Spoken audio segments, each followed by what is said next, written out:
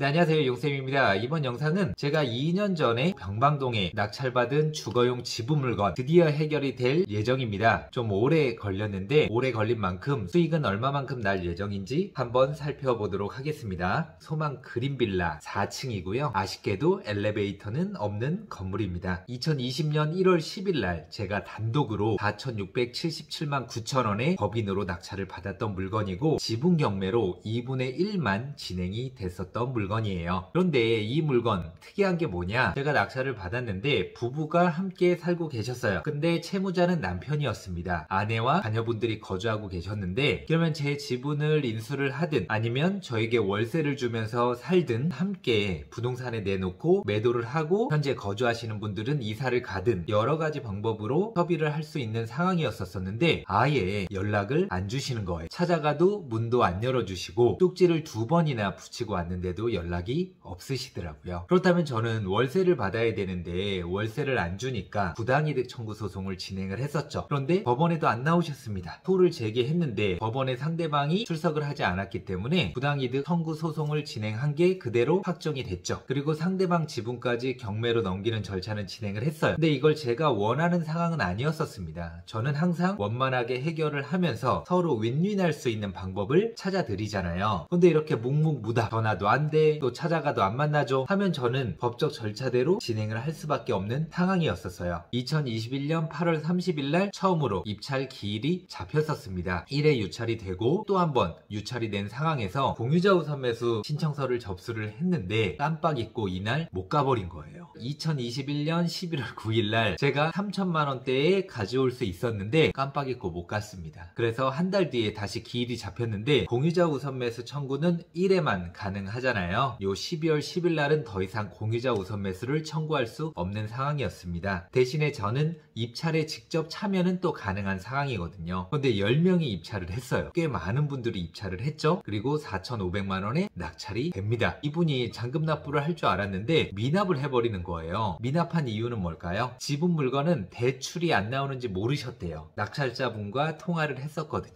이 물건에 세금까지 5천만 원 돈이 투입돼야 되는데 그러기에는 실익이 없다라는 거죠. 그래서 미납을 하셨고, 또 2022년 3월 10일 날 또 물건이 나왔습니다. 이번엔 8명이 입찰을 했네요. 4,789만 원에 낙찰이 됐습니다. 아쉽게도 2등은 누구예요? 네, 제 실전반 수강생분이었는데 아쉽게 2등을 했습니다. 근데 이분 또한 미납을 하는 거예요. 이분은 또 왜 미납을 했어요? 자기가 낙찰 받고 바로 찾아가면은 잔금 납부 포기하는 조건으로 빠르게 수익을 얻을 수 있을 줄 알았대요. 그래서 직접 찾아가서 이야기를 나눠보니까 이분은 자기 지분을 살 마음도 없고 뭐 돈도 없다라고 하니까 이분도 잔금 납부를 포기하게 된 거죠. 두 분이나 잔금 납부를 포기하는 상황이 왔는데 또 2022년 6월 22일 날 또 매각기일이 잡혔습니다. 이때는 6명, 점점 입찰자 수는 줄어들죠. 낙찰을 6천만 원. 근데 또 아쉽게도 2등이 제 수강생분이에요. 1등이 너무 높게 썼죠? 어떤 사연이 있었는지 좀 이따 설명드리도록 하겠습니다. 해당 물건이고요. 오래된 빌라입니다. 쪽지까지 붙이고 왔었던 상황이었었는데 네, 연락도 없고 또 안에 한번 계실 때 갔었거든요. 뭐 남편 오면 뭐 연락처 전달해 드릴게요 하더니 문 열어주시지도 않고 또 연락은 없었어요. 입지를 보면 박촌역과는 469m 직선거리로 또 이망역도 도보로 이용 가능한데 592m, 초중고가 다 몰려있고 여기 또 초등학교, 중학교 있습니다. 서울 외곽 순환 고속도로 타면은 뭐 서울이라든지 다른 곳으로 빠르게 또 이동할 수가 있고요. 서울하고도 가까워서 신혼부부들이 또 이곳에 많이 거주를 하고 계십니다. 여기는 아파트 단지인데 이쪽도 뭔가 재개발, 재건축이 된다고 하면 굉장히 좋은 입지인데 누구 하나 총대 메고 추진하는 사람들이 없어서 좀 아쉬운 상황이에요. 자, 제가 아까 말씀드렸죠. 인천지방법원 판결, 별지목록 기재 부동산을 경매에 붙여서 그 대금에서 경매 비용을 공제한 나머지 금액을 원고에게 2분의 1, 피고에게 2분의 1 비율로 각 분배한다. 피고는 원고에게 240만원 및 월 40만원씩 피고의 점유 종료일 또는 원고의 소유권 상실일까지 매달 지급하라 라는 판결문을 받았습니다. 공유물 분할 청구 소송과 부당이득 청구 소송을 함께 진행을 한 거예요. 그럼 이런 소송 진행할 때 법무사나 변호사에게 의뢰하나요? 아닙니다. 다 저 혼자 합니다. 어려운 거 전혀 없어요. 한 번만 해보면 돼요. 모르면 배우면 됩니다. 스스로 할 수 있습니다. 그런데 이제 마지막에 6천만원에 낙찰받은 분이 계시잖아요. 있잖아요.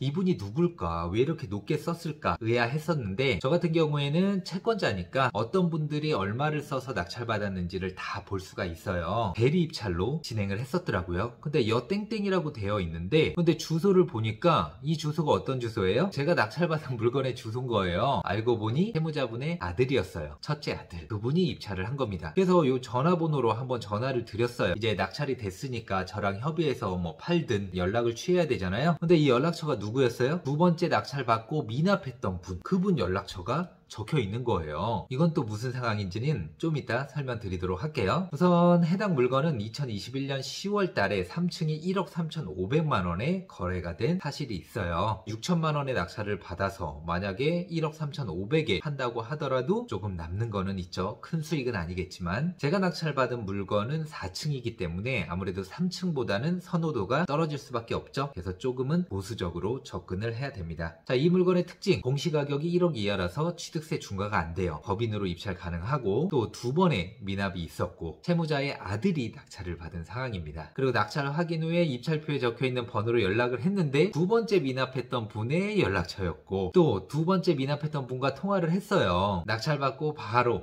매도 협의하기 위해 연락하면서 친해졌다는 거예요. 그래서 본인이 도와주기로 협의를 하고 아들 보고 입찰하라고 시켰대요. 또 도와주는 대가로 자기가 미납을 했으니까 보증금이 날아가잖아요. 그걸 받기로 했었다는 거죠. 근데 낙찰가를 너무 높게 썼잖아요. 왜 이렇게 높게 썼냐 했더니 시세를 높이는 효과도 있고 확실하게 가져와야 하니 그 정도 쓰라고 했다는 거예요. 무책임하죠. 싸게 살 수 있는 부분을 굉장히 높게 써서 어떻게 보면은 그분들한테 피해를 입힌 거일 수도 있죠. 낙찰 받아놓고 추후를 생각해야 하니 무조건 낙찰을 받아야 됐대요. 사람 잘 만나야 됩니다.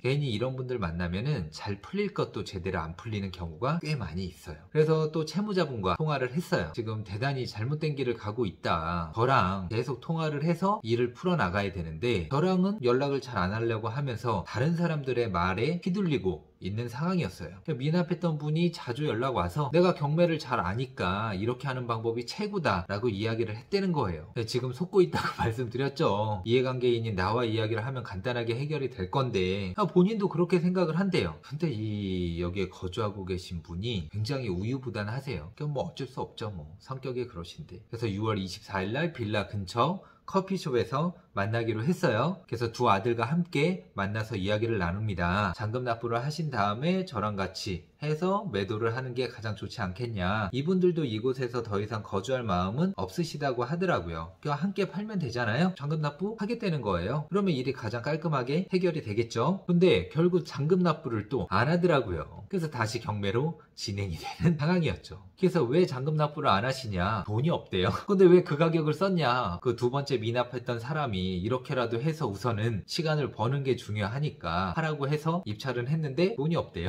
황당하죠. 근데 매수자분은 나타난 상황이었었어요. 1억 3천만 원의 매입을 원하는 분이 나타나고 제 법인 계좌로 해서 100만 원을 받아놓은 상황이었었어요. 일이 빠르게 해결이 될 줄 알았었는데 결국에는 잔금 납부를 안 해버리고 또 매각 기일까지 기다려야 되고 하다 보니까 시간이 점점점 지연이 되잖아요. 그래서 결국엔 9월 28일 날 다시 받았었던 가계약금 100만 원은 돌려준 상황이었었고 결국엔 2022년 10월 7일 날 매각이 됩니다. 5천만 원대에 낙찰이 됐어요. 또 아쉬운 거는 4,768만 8,888원 누구예요? 제 수강생 분이세요. 3번 연속으로 제 수강생 분들이 2등을 했습니다. 너무 아쉽습니다. 그리고 11월 4일날 이제 잔금 납부까지 완료를 했어요. 이제는 더 이상 미납되는 일은 없습니다. 그래서 낙찰자분과 또 통화도 한번 했고요. 저랑 이제 소통이 잘 돼서 잔금 납부하고 지금 인도명령 신청한 상태시고 이제 함께 매도를 진행할 예정입니다. 자, 잔금 납부를 하면은 뭐 보통 빠르면 3주에서 뭐 한두 달 이내에 배당 기일이란 게 잡혀요. 그래서 배당기일 통지서 좀 늦게 잡히긴 했는데 2022년 12월 21일 날 2시 30분에 저는 인천지방법원 가서 뭐예요? 2년 몇 개월 동안 받지 못했었던 월세 월 40만원씩 한 1,400만원 정도 수령하러 갑니다. 월세 매달 받지는 못했었지만 이렇게 한 번에 해결이 되면 받게 되는 거예요. 여러분들 4,600만원대의 낙찰을 받아서 월 40만원씩 월세가 쌓인 거예요. 수익률 좋지 않아요? 4천 몇백 투자해서 뭐 40만원 정도면은 나쁘지 않잖아요. 그리고 시세 차이까지 얻을 수 있는 상황이잖아요. 지금은 부동산 시장이 안 좋기 때문에 얼마에 팔릴지 언제 팔릴지는 모르겠지만은 싸게 낙찰 받았으니까 시세보다 좀 저렴하게 내놓는다고 하면은 좀 빨리 팔리지 않을까. 그리고 빌라잖아요. 관리비가 따로 없잖아요. 그러니까 버틸 수가 있는 거죠. 빨리 배당 받고 싶네요. 그렇게 받은 배당으로 뭘 해야 될까요? 우량 토지와 우량 주식들을 또 계속 다 모아야 되겠죠. 투자는 계속돼야 됩니다. 지금같이 어려운 시기 계속 떨어진다라는 이야기들이 더 많이 나올수록 저는 더더욱 적극적으로 움직일 예정입니다. 남들과는 다르게 행동하고 다르게 생각하는 연습들을 계속 해나가셨으면 좋겠습니다. 감사합니다.